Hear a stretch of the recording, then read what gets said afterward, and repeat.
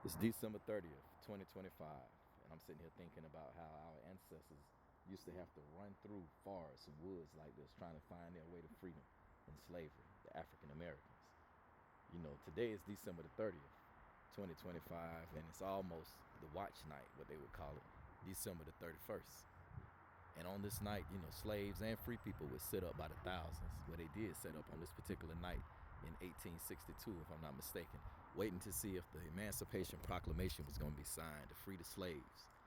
And that was a night, man, where I'm sure that there was much fear, worrying about whether they were going to be caught sitting up, whether the slave master was going to come and get them, what type of things they were going to face.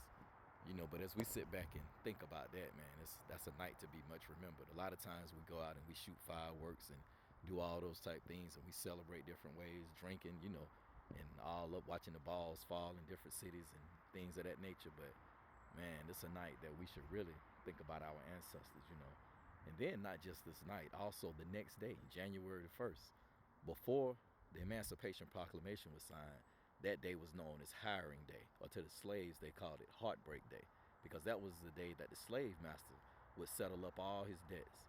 At this time, this would be the day that he would bring all his slaves out and pick which ones he gonna send off to be rented out to other plantations or to other slave masters, and families would be broken up on this day. It was called Hiring Day or Heartbreak Day, January the 1st. So as we celebrate and bring in the new year, also be mindful of those things like that, man. Just knowing that Heartbreak Day was a day that our ancestors dreaded to see coming.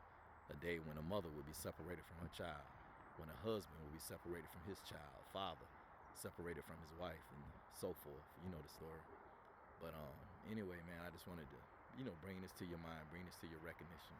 And I hope that you'll be somewhere as 12 o'clock comes in on December the 31st, that you'll be somewhere just, reflecting upon that, thinking about our ancestors, and just thinking about the trials and things they had to go through, running through stuff like this, man. Some of them didn't wait. Some of them ran and went where they had to go. But, a lot of them, man, they had to wait.